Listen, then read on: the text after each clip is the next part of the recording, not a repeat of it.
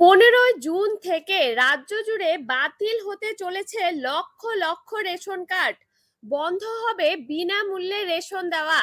পশ্চিমবঙ্গ সরকারের খাদ্য ও সরবরাহ দপ্তর রাজ্য জুড়ে লক্ষ লক্ষ অযোগ্য এবং ভুয়ো রেশন কার্ড বাতিল করার প্রক্রিয়া শুরু করেছে। প্রধানত পশ্চিমবঙ্গ সরকারের খাদ্য সাথী প্রকল্পের অধীনে স্বচ্ছতা আনতে এবং ভুয়ো উপভোক্তাদের চিহ্নিত করতে এই বিশেষ সিদ্ধান্ত নেওয়া হয়েছে। কাদের রেশন কার্ড বাতিল করা হবে আর কাদের রেশন কার্ড বাতিল করা হবে না, জেনে নিন আজকের এই গুরুত্বপূর্ণ আপডেটে।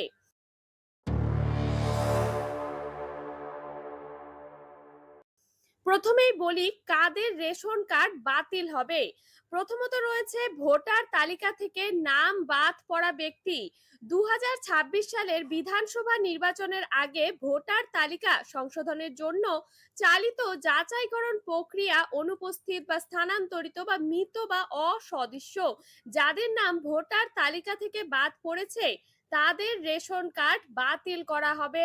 এরপর রয়েছে এসআইআর তালিকা বহির্ভূত নাম। বিশেষ নিবিড় সংযোগ প্রক্রিয়া বা এসআইআর তালিকা থেকে যাচাইকরণের পর যাদের নাম অযোগ্য বলে বাদ দেওয়া হয়েছে তাদের রেশন কার্ডও বাতিল হবে। এরপর রয়েছে ভুয়ো বা নকল কার্ডধারী। একই ব্যক্তির নামে একাধিক বা ভুয়ো রেশন কার্ড থাকলে সেগুলি চিহ্নিত করে বাতিল করা হচ্ছে। দীর্ঘদিন ধরে রেশন না তোলা উপভোক্তা।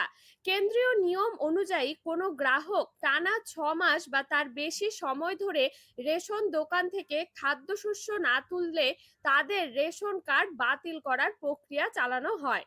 এরপর রয়েছে অযোগ্য ও বা সচ্ছল পরিবার। যারা আর্থিকভাবে সচ্ছল, যেমন গাড়ির মালিক বা জিএসটি দাতা বা নির্দিষ্ট পরিমাণের বেশি জমির মালিক, কিন্তু দারিদ্র্য সীমার নিচে রেশন সুবিধা নিচ্ছেন, যাচাইকরণে তাদের কার্ডও বাতিল করে দেওয়া হবে। এরপর রয়েছে কাদের রেশন কার্ড বাতিল হবে না। প্রথমত আদালত বা ট্রাইব্যুনালে আবেদনকারী। ভোটার তালিকা থেকে নাম বাদ পড়ার বিরুদ্ধে যারা ইতিমধ্যেই এসআইআর ট্রাইব্যুনালে আপিল করেছেন তাদের কার্ড এখনই বাতিল হবে না। এরপর রয়েছে সিএএ আবেদনকারী। নাগরিকত্ব সংশোধনী আইনের অধীনে যারা আবেদন জমা দিয়েছেন তাদের রেশন কার্ডও এই প্রক্রিয়ার বাইরে রাখা হয়েছে। ভিডিওটি যদি আপনাদের ভালো লেগে থাকে তাহলে অবশ্যই লাইক করুন এবং এই গুরুত্বপূর্ণ তথ্যটি আপনার বন্ধু ও পরিবারের সদস্যদের সঙ্গে শেয়ার করুন। এমনই গুরুত্বপূর্ণ আপডেট জানতে হলে চ্যানেলটি অবশ্যই সাবস্ক্রাইব করে রাখুন। ধন্যবাদ।